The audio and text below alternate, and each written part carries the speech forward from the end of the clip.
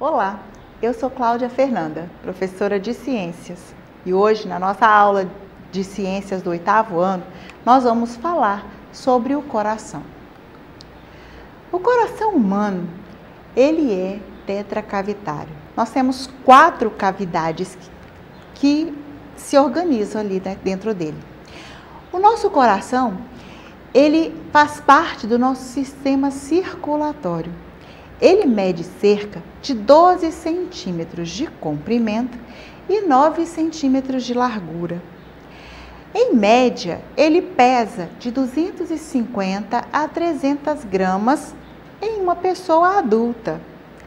Ele está localizado na parte central da caixa torácica.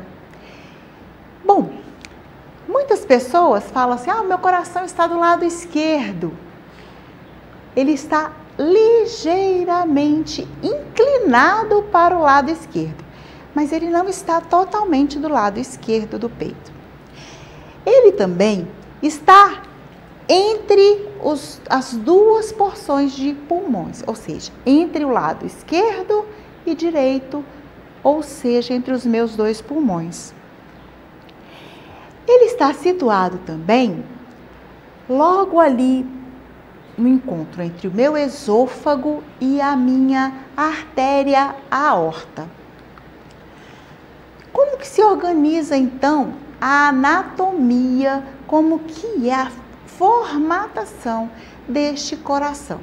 Eu falei que ele tem 4 cavidades, onde são 2 átrios e 2 ventrílocos. Eu tenho átrio direito, átrio esquerdo, ventríloco direito, ventríloco esquerdo. Bom, na cavidade superior é por onde o sangue chega. Então, lá o sangue vai chegar no nosso coração pelo átrio. Ele vai se organizar para sair do meu coração pelos ventrílocos. Como que é essa estrutura cardíaca, então? Bom, nós vimos que nós temos 4 cavidades. Só que o coração, ele é um músculo organizado por paredes. E essas paredes, elas têm 3 túnicas. O que são as túnicas? É como se fosse um tecido mesmo, tá? E eles são chamados de pericárdio, endocárdio e miocárdio. E não é meiocárdio, é miocárdio. O pericárdio, ele é a película que envolve o coração. Periferia, borda, a parte de fora. Ele é formado de 2 tipos. Então, nós temos o pericárdio fibroso ou parietal, que é uma camada de feixes de colágeno. Nós temos também o pericárdio visceral ou seroso, que é uma camada mais interna, ela está mais dentro, né? Então, nós temos primeiro a externa, que é a parietal ou fibrosa. Logo depois dela, então, nós temos a serosa. Então, os pericárdios são 2. Nós temos o endocárdio. O endocárdio é uma camada fina, lisa, tá? E ela reveste toda a cavidade do coração. As células desta parte, elas são achatadas, tá? Elas são bem achatadinhas. E elas se dispõem em uma única camada. É como se fosse uma enfileirada, tá? Bom, logo depois olha só, nós já passamos por 3 camadinhas, né? Pericárdio fibroso, pericárdio seroso, endocárdio. E aí, mais dentro do coração, nós temos o miocárdio. O miocárdio é a camada média. É uma camada espessa do coração, Ela é formada por um tecido muscular estriado. Esse tecido, ele vai ser responsável pelas contrações. Então, ele vai ser pela condição de contrair do coração. É o miocárdio quem vai fazer esse movimento de contração. Esse coração, então, ele vai contrair a partir desse miocárdio, que é uma condição de permissão, né? Que ele vai estar realizando a função de propulsar, empurrar, mandar este sangue para fora. Então, é a função do coração de apertar essa musculatura para que esse sangue consiga se movimentar. Então, quem faz essa função de contrai e empurra o sangue para fora é o miocárdio.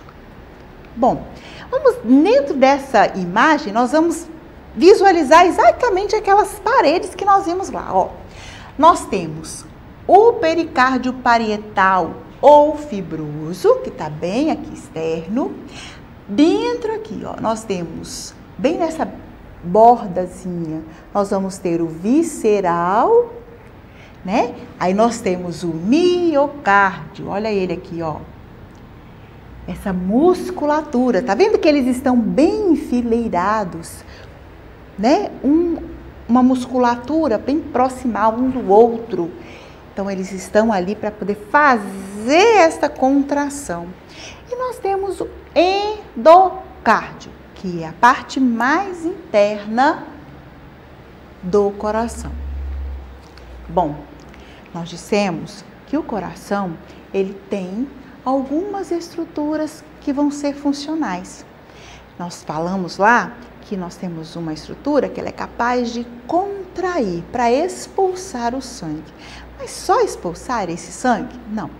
Então, ele é capaz de bombear o sangue para todo o meu corpo, através dessa organização de contração. Então, quando o coração ele se contrai, ele expulsa o sangue e com essa expulsão, ele faz com que esse sangue percorra todo o meu corpo. Bom, como que funciona então essa bomba? Do lado esquerdo, o sangue oxigenado que vem das artérias, ele vem pelo corpo, né, das diversas partes do corpo, entra, ó, sangue rico em oxigênio, ele vai entrar pela parte azul, passou pelo átrio, foi para o ventríloco e depois ele é expulso. Então, eu tenho sangue rico em oxigênio sendo expulso para fora desse corpo, desse coração, para organizar toda a oxigenação do meu corpo. Meu corpo precisa desse oxigênio para ele funcionar também, certo? E o sangue bombeado, venoso, ele vai para o meu pulmão. Lá no meu pulmão, ele passa por aquela reciclagem de filtragem, limpeza desse ar purificado para poder se organizar. Bom, professora, é fácil de entender. O sangue entra, há uma contração, expulsa o sangue, ele anda no meu corpo. É só isso? Não, não é só isso. Todas as vezes que o meu coração faz esse impulsionar de contrair para jogar este sangue para fora, eu tenho então o ritmo do batimento cardíaco. É através desse ritmo de contrai, relaxa, é que eu vou ter um movimento que eu chamo de pressão arterial. Então, eu tenho duas pressões, que é a sístole e a diástole. Esses dois movimentos de contração e de relaxamento é que vão dar a minha pressão arterial. Geralmente a gente fala assim, eu vou ali na farmácia ou no posto medir a minha pressão. A gente não mede pressão, a gente afere a pressão. Não tem como eu tirar a pressão do meu corpo e colocar ela em uma fita métrica, né? Então eu preciso aferir, olhar não com os olhos, mas com um aparelho, como que está essa contração, esse relaxamento do músculo. Bom, a sístole, ela bombeia o sangue para o corpo. A diástole, ela faz o relaxamento, então ela organiza o preenchimento do meu coração pelo sangue. Com isso, a gente vai ter a nossa pressão arterial. A pressão arterial, em uma pessoa adulta, em repouso, tranquilo, né? A gente tem um batimento de 70 vezes por minuto. Então, meu coração, ele faz essa condição de contrair e relaxar 70 vezes por minuto. Em uma criança, né, a gente espera que ela tenha até 120 batimentos por minuto. Um bebê chega a ter 130 batimentos por minuto. Então, olha só para vocês verem. Há uma diferença aí, né? Algumas pessoas consideram uma pressão arterial em um adulto, condição normal, em repouso, né, sem ter feito nenhuma atividade física, por volta de 12/8, ou seja, uma pressão maior para uma menor de 12/8. Bom, isso vai variar na condição altura, peso, se é uma pessoa adulta, se é uma criança. Então, toda essa condição de bombeamento de sangue vai depender. Por isso que quando a gente precisa fazer um transplante cardíaco, uma das coisas que se leva em consideração é se o coração que está sendo recebido vem de uma pessoa que tem uma altura aproximada daquele que vai receber, se o peso da pessoa também é aproximado daquele que vai receber. Então, tudo isso é relevante, porque se você recebe uma pessoa muito grande, muito alta, vai receber o coração de uma pessoa baixinha, né, que nem eu, não vai dar certo, porque a pessoa tem uma condição de disponibilizar este sangue para um corpo muito maior, então não vai ter uma compatibilidade. Então, além de outras coisas, de compatibilidade sanguínea e outras coisas que são levadas em consideração, o peso e a altura da pessoa também são relevantes. Não são relevantes, têm que ser considerados. Bom, nós vamos pensar um pouquinho nesse coração e pensar também em tudo isso que a gente falou. Esse processo de como funciona o meu coração.